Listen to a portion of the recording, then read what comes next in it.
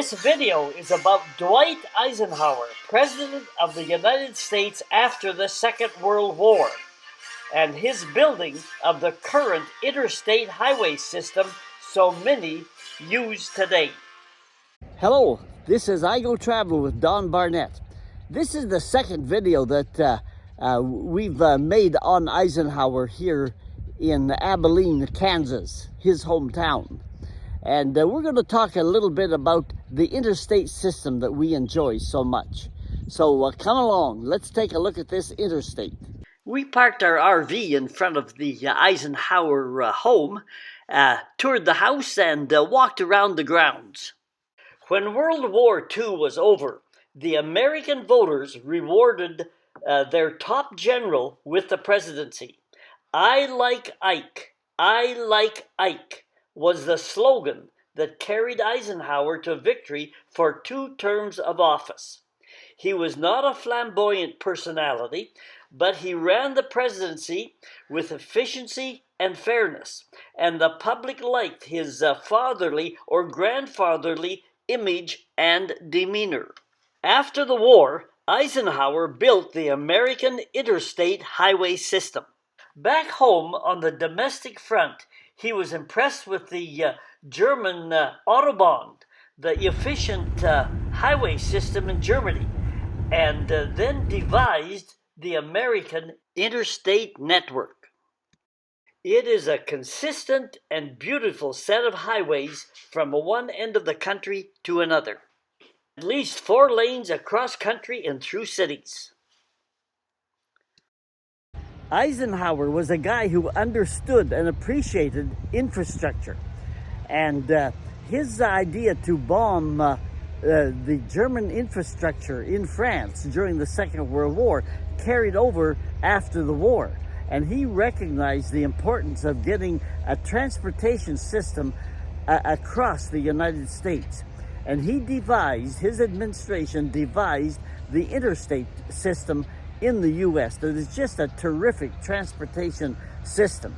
You can go from one end of the country to the other and not hit a single red light. You bypass all of the towns. Each highway in the interstate system is numbered, and each mile has a mileage marker on it. The mileage markers run state by state, starting at mile 0 on the western side of the state and to the highest number on the east side. And the same for the interstate highways that run north-south.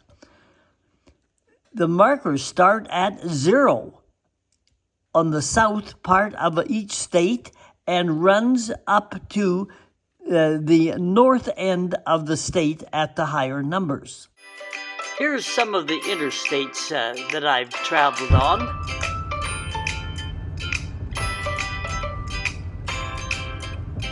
The interstate system crisscrosses the country. Across mountains, plains, it's a very well-signed, consistent signage. You can speed right along uninterrupted. And those semis couldn't operate without it. The interstate gets you off these kinds of roads. Although the interstates can run into weather conditions as well. The interstate means that no more dragging behind big trucks. They have a lot of power anyhow, but the 4-lane is ideal for everybody. Sometimes the lanes going the other way are separated by trees or a mountain, but by and large, the 4 lanes are side by side. But it does give you time, that 4-lane, to enjoy the scenery on the side like this.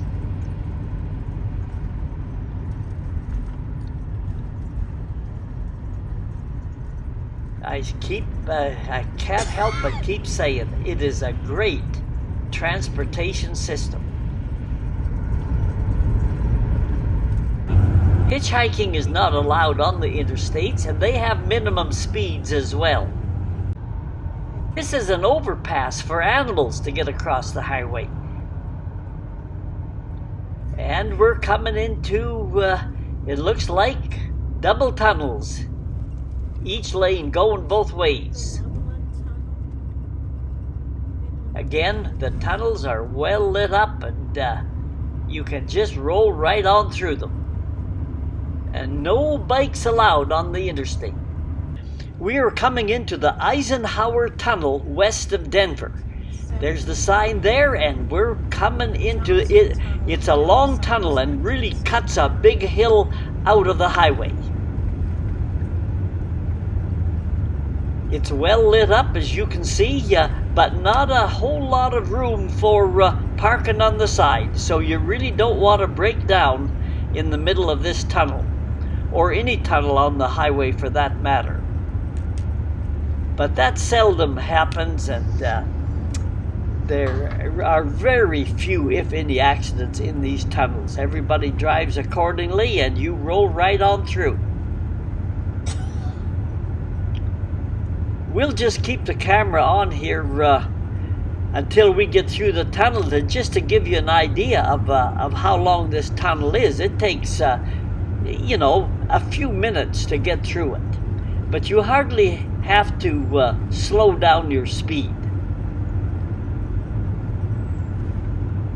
We're looking at a little piece of daylight in the distance there.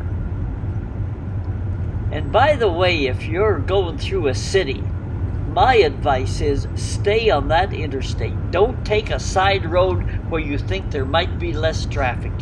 Get in that right-hand lane or the second lane to the right, so you don't get on the right lane where you have to force to exit. But just stay on the highway and slow up your speed a little bit, and you'll roll right through these big cities.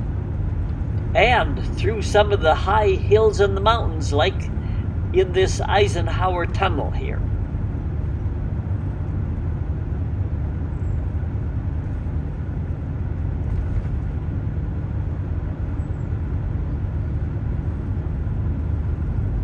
Like I say, cars have to hardly lessen their speed, and not too much. And we're into the daylight and rolling again. The trucks love these highways.